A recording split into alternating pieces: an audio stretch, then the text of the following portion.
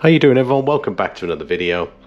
In this one we're going to be visiting the deserted village, which is a famine village on Achill Island of about 80 to 100 houses, and they're pretty much in a row right on the Slievemore slopes. It's a really interesting place. I wanted to know a bit more. I didn't know much at the time when I recorded this, and I'm going to add some pieces into this video, some voiceovers, because I did a bit more research of exactly what this village was used for, and I hope we're going to learn a lot together. So I hope you get the most out of this video. Reward me with a like, leave a comment down below, let me know if you've been here before. I'd certainly like to hear that, or if you plan to visit, and if you're here for the first time, consider subscribing to the channel. So let's get started, and hope you enjoy the video.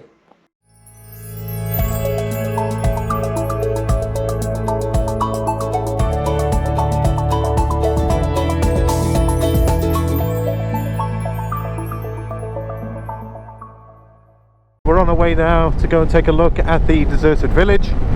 So stick around. We're going to have a look at a really interesting place with a lot of the Great Famine history. So really looking forward to showing that to you. Also, it's the first time for me, so really looking forward to it. So keep watching the video, give me a thumbs up, and leave a comment as well. And I'll catch you later. Got to the deserted village. Very interesting place because you've got a heck of a view, and then you've got all these rows of these old ruined houses just going in one line straight down here, and you've got a few on this boundary here, and I guess some of this area probably would have been used for some degree of farmland. I'd say probably sheep farming most likely, and likewise down the bottom there I would probably think as well. A lot of the houses are ruined. In fact, probably all of them are ruined. I mean, have a look at this here. It's like a kind of detached. It's a bigger house over there. Let's take a look at that one. They say basically a lot of the houses were abandoned during the Great Famine years. So due to a lot of immigration by those who left, it looks like the majority of this town left, and they reckon the last of the inhabitants here left about the turn of the 20th century. Let's have a look here. So this has still got the lintel. Again, no fireplace. This might explain why some houses have a chimney and some don't.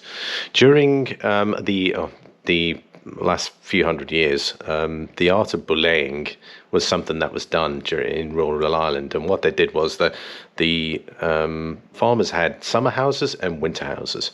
So during the winter months they would go down to the main villages and stay there, and then during the summer months they would move up to the higher ground where the grass was in abundance, and they would bring their cattle or their cows with them, and they would milk their cows there and churn the milk into butter, as that was a good economical source. So this might explain why there are no chimneys and chimneys, is that during the summer months it was obviously warmer. Yeah, so if you probably think, like when this place was last abandoned, probably a lot of the houses were probably still primarily intact with their roofs on, and it's only gradually over time nature kind of takes over. You know, the roofs collapse in, and that's why you probably have a look at some of the ground here. If you were to dig it up, you'd probably find a lot of the timbers that they use for the frames of the roof probably all lying underneath here, all rotting away. I mean, just for instance, here we've got a house there just behind me, got a house to my left here, there's a house over there, there's another house over there, house over there, and it just kind of follows that sort of sequence. So you can just imagine this probably would have been a kind of a main street, call it that, and it would link all the way between those houses. Just stepping into this ruined house here, I've just spotted one with a fireplace, which is interesting. So it looks like the ones that we've probably seen down that side didn't have a fireplace, but this one does. Because if you look in this section here, you've got a recess here, and this probably would have been open. It definitely looks like there was definitely a fireplace there, which is interesting. So some had fireplaces and some didn't. Just in relation to this house here that has an actual fireplace built into it, I suspect that some of the community actually stayed on the mountain all year round, and they had their own kind of plots. They farmed the land, and then of course also had their cows as a good source of making milk and obviously turning into butter. So I suspected them because during that period there was a roof tax, and you'd pay, if your house had a roof on, you'd pay tax on it. So I suspect that some people couldn't afford having a house in town and a house up here, and some just decided to stay on the mountainside. But again, that's my opinion.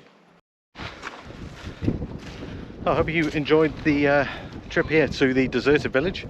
Hope you learnt a bit, but also just having a look at some of the impressive ruined houses around here.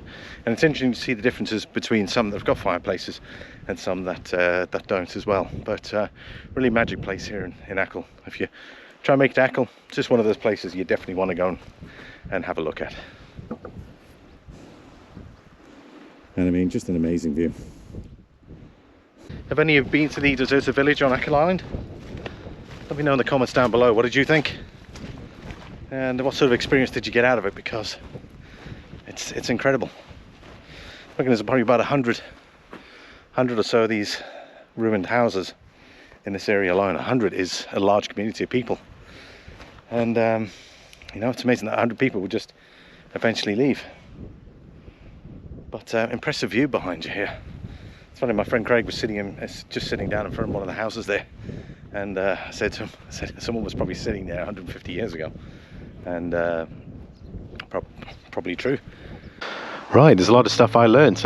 Essentially, this isn't just a famine village. It's a village created for the art of booleying, where you'd bring up your cows during the summer months and let them graze, and you'd stay up there for the duration of summer, and then, you know, when winter came, you'd move back to the town. I was quite frankly surprised that that's the reason why this place was built. And it's not something we do today. I know some people who are fortunate enough, they have a holiday house somewhere, but they won't necessarily go and stay there for the summer months. They might go there for 3 weeks and then come back home. But it's funny how that particular period, they mainly did it for economic reasons, where it was the best grass that their cows could enjoy, and then they'd reap the benefit of generating milk and creating butter for economic reasons. But really interesting place. I hope you make it here at some point. Thanks for watching, everybody, and as always, consider leaving a comment, leave a like, and consider subscribing. Take care. Bye bye.